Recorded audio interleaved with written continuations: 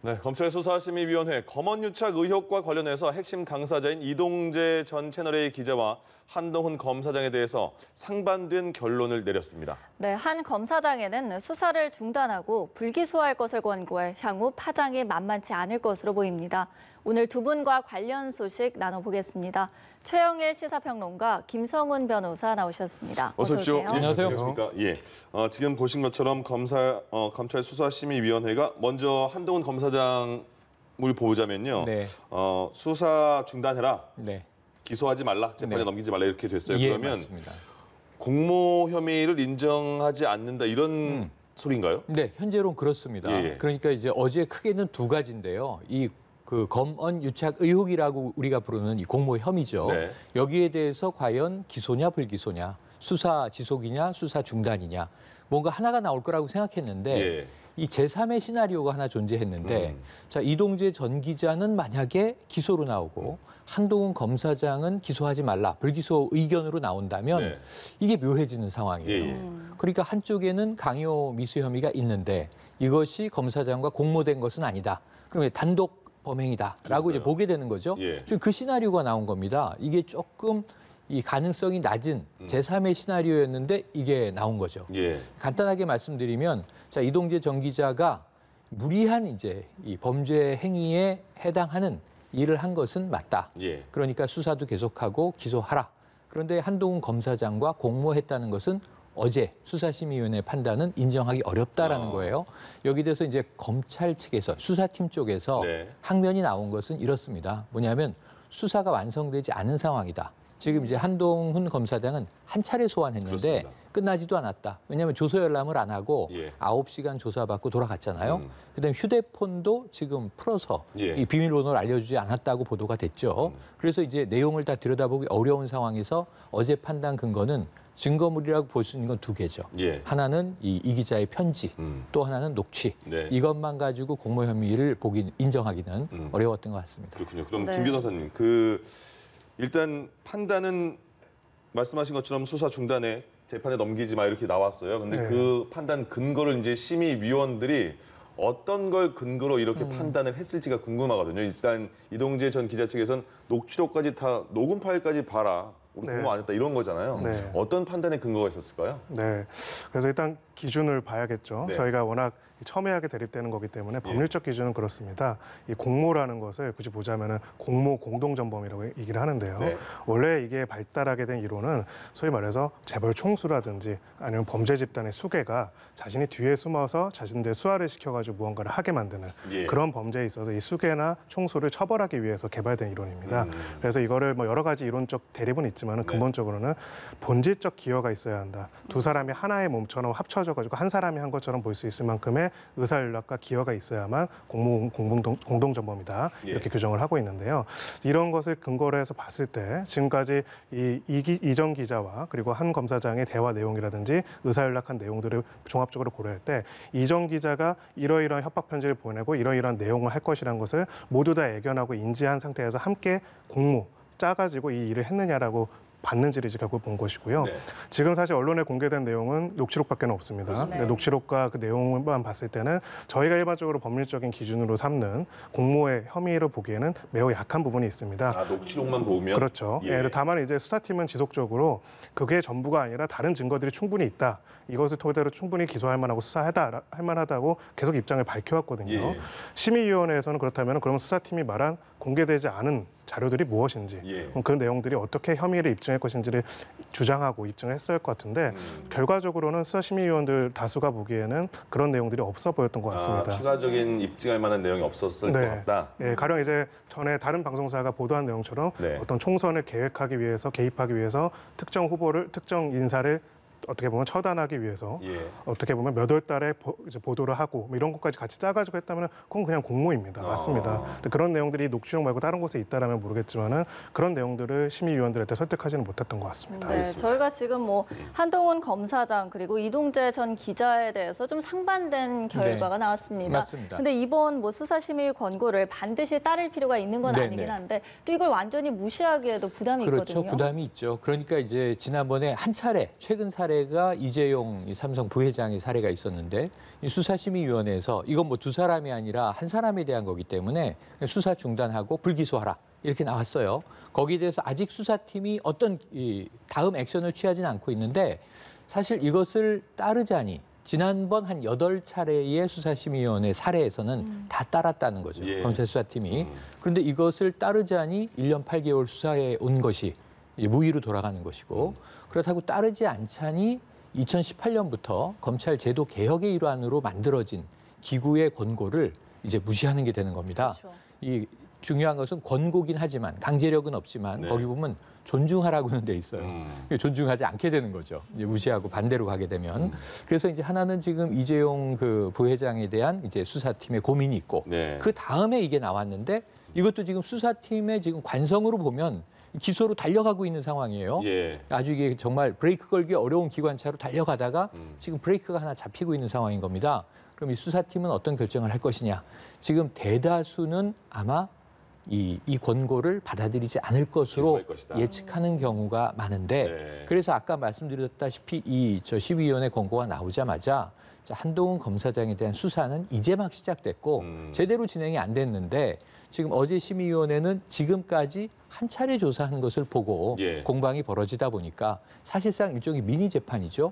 이해관계자들은 다 직접 출석을 했어요. 네. 그래서 자기의 의견을 다 피력했어요. 그렇게 됐는데 한동훈 검사장에 대해서 검찰 수사팀이 입증할 수 있었던 것은 아까 이제 김 변호사님 말씀처럼 증거로서는 부족했던 것으로 보여집니다. 근데 이제부터 그 증거를 찾겠다는 거 아닙니까? 예. 라고 이제 항변하면서 더 달릴 가능성이 높지 않겠는가. 그렇다면 어찌 보면 이제 이재용 부회장의 사례는 어떻게 될지 우리가 예단할 수 없지만 네네. 이 경우에 있어서는 권고가 받아들여지지 않는 어쩌면 첫 케이스가 나올 가능성도 있다. 이렇게 예견을 그러면 해봅니다. 저희가 또 궁금한 게 네. 사실 수사심의 결론을 이 권고적 효력이 어디까지라고 좀 그렇죠. 이해를 해봐야 할지가 애매하거든요. 이 점 어떻게 보시나요? 네, 수사심의위원회 자체가 그 관련된 규정들이 법령으로 위임을 받은 것도 아니고요. 예, 예. 그렇다 보니까 어떻게 보면 구체적으로 법적 기속력을 가지고 있지는 않습니다. 특히 이제 두 가지 점에서 문제점이 있는데요.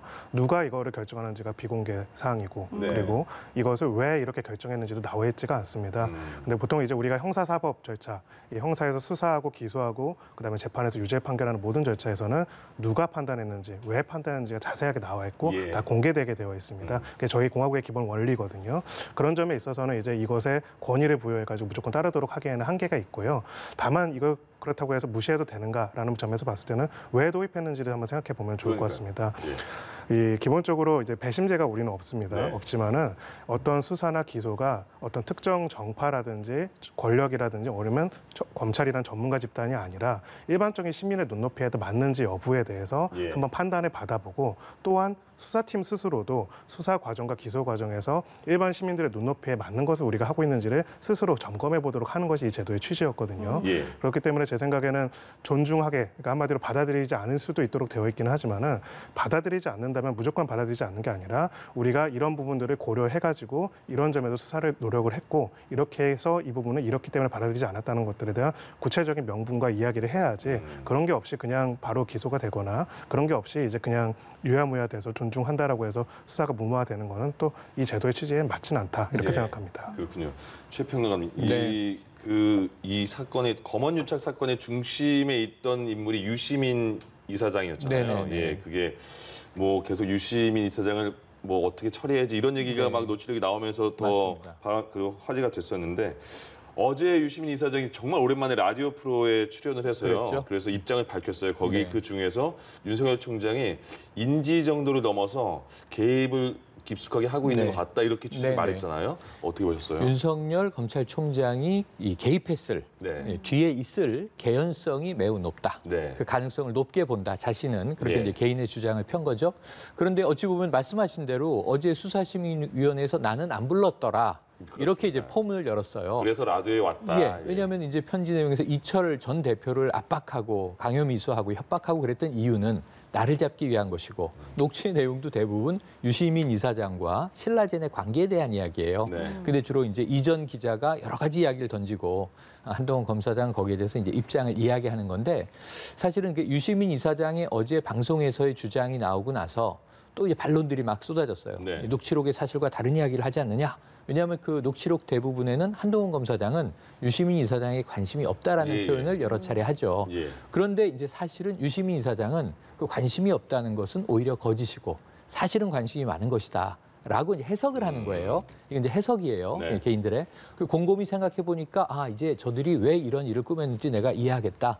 근데 아까 말씀하셨던 KBS에서 오보로 나왔던 내용의 맥락을 아마 이제 이 유 이사장과 지금 이제 이 검언유착 의혹의 핵심에 한동훈 이사장, 한동훈 검사장 혹은 예. 그 위에 이 윤 총장이 있다라고 보는 시각에서는 그 해석을 깔고 있는 거예요. 이건 정치적인 문제다. 정치적인 사안으로 신라젠이라는 금융 사건에서 어찌 보면 예. 이 경제 사건에서 터져 있는데 유력 여권 정치인을 엮으려고 했던 것 아니냐라고 이제 해석을 하는 거죠. 그것도 총선을 앞두고.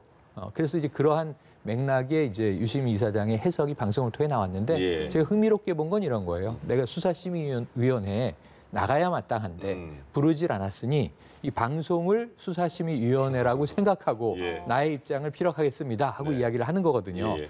그래서 유 이사장이 만약에 어제 수사심의위에 오후에 출석했더라면 혹시 어떤 이야기가 전개됐을까, 그러게요. 바뀌었을까? 왜냐하면 한동훈 검사장은 억울함을 많이 호소했다고 네. 보도가 돼요. 우리가 네. 직접 듣지는 못하지만 그러니까 이것은 어찌 보면은 이 정치적인 사안으로 내가 애꿎게 억울하게 지금 몰리고 있는 것이다라는 아마 항변을 한 것 같아요. 예. 그 반대에 지금 유시민 이사장이 서 있는 거기 때문에 이 사건은 어쩔 수 없이 또 우리 한국 사회에서 고질적인 문제이기도 한데 정치적인 시각에 따라 해석될 수밖에 없고 그러다 보니까 이 사안은 생각보다는 아주 단순한 사건이에요.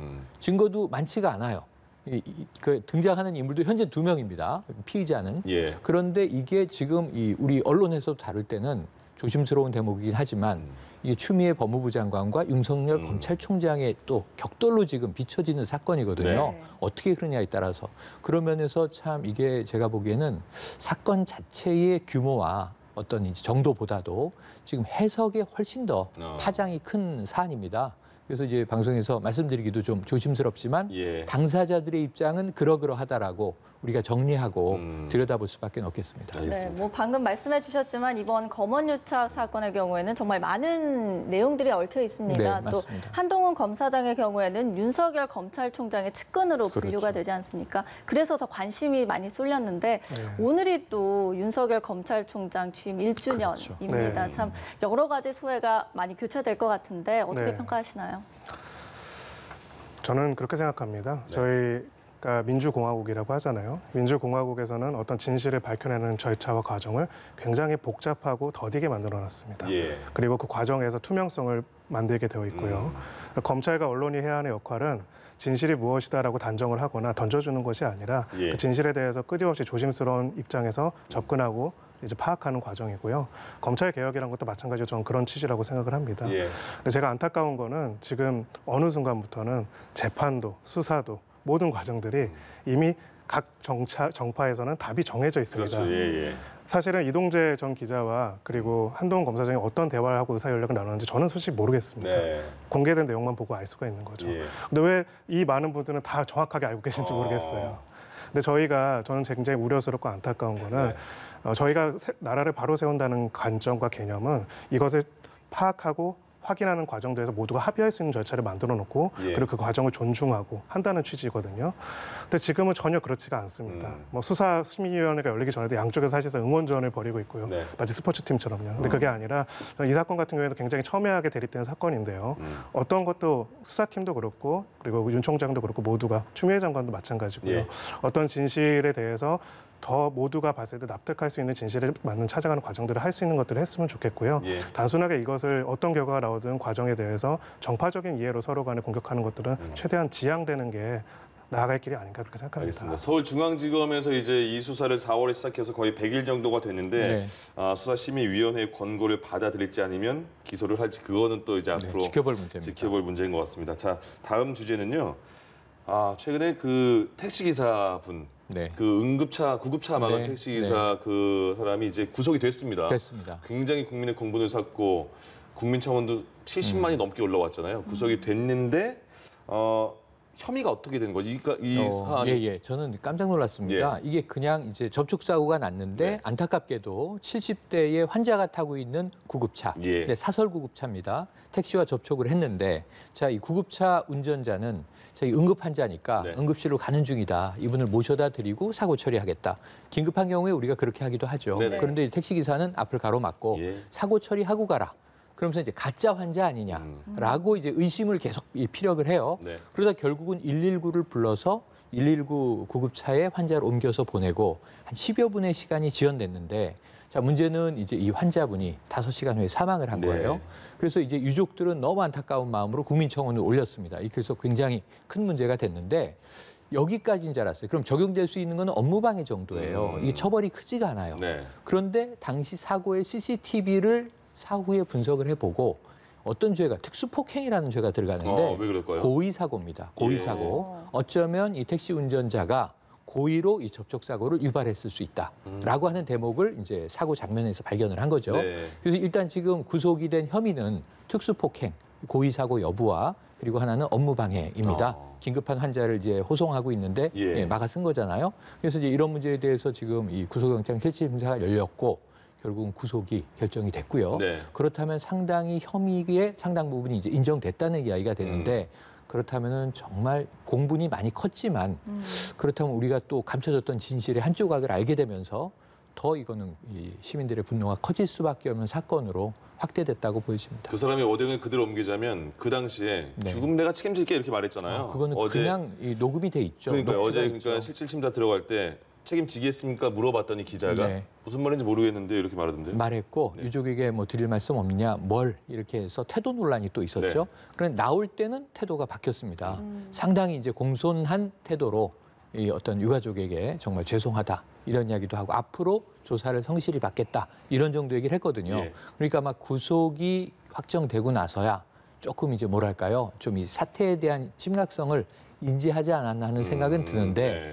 이게 애초에 그런 생각을 하면서 우리가 살아갔어야 하는 거 아닌가. 왜냐하면 제가 이 아까 그 죽으면 책임지겠다라는 이 워딩, 네. 이 말의 앞에 끊임없이 사설구급차에 환자가 있는가를 의심하고 의심했죠. 확인을 해요. 이거 놀라운 일이거든요. 문을 열어서 환자를 확인하고 어르신이 있는 걸 보고 나서는 응급실이 아니라 요양원으로 혹시 옮기는 차량 아니냐. 네. 근데 사이렌 킨 거 아니냐 하면서 이런 얘기를 해요. 나도 예전에 해봐서 아는데 네, 구급차 맞습니다. 운전을 해봐서 아는데라는 의견을 피력하는데 이걸 보면 이분이 구급차 운전을 할 때는 어떻게 했다는 것인가 도대체 네. 이걸 또 의심하게 되거든요. 그러니까 우리가 사회적으로 기본적인 자기 직업의 룰을 충실하게 지키지 않으면 오히려 타인에 대한 불신이 네. 커짐으로써 이런 안타까운 사고를 초래할 수 있다.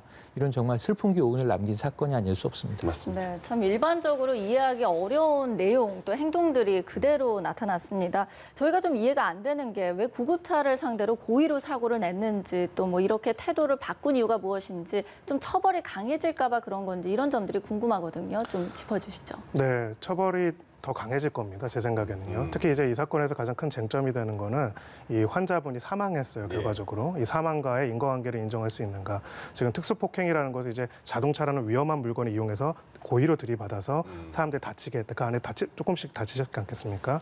두 번째는 이제 업무방해라는 거는 이제 구급차의 어떤 업무 자체를 방해했다라는 것이고요.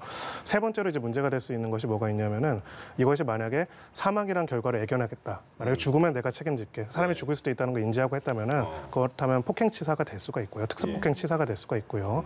만약에 그 정도의 어떤 이 특수폭행을 할 당시에는 사람이 있는 걸 인지 못했다라고 한다면은 그렇다면 업무상 과실치사로 의율이 될 수 있습니다. 그래서 결국은 구속이 됐고 법원에서는 일반적으로 특수폭행과 업무방해만으로 구속영장을 발부하는 경우는 별로 없습니다. 그럼에도 불구하고 법원에서 중대성에 대한 이야기를 한 이유는 이것이 결과적으로 사람이 죽는 결과가 나왔고 거기에 따른 새로운 죄책이 앞으로 조사 결과가 밝혀질 수도 있기 때문에 그렇다면은 당연히 실형이 가능하거든요. 그렇기 때문에 이제 그 부분에 대해서 영장이 발부가 된 것입니다. 알겠습니다. 자, 지금까지 검언유착 검찰 수사심의위원회 결과 그리고 구속된 택시기사에 대한 얘기까지 해봤습니다. 최영일 시사평론가, 김성훈 변호사 두 분과 함께했습니다. 고맙습니다. 고맙습니다. 고맙습니다. 감사합니다.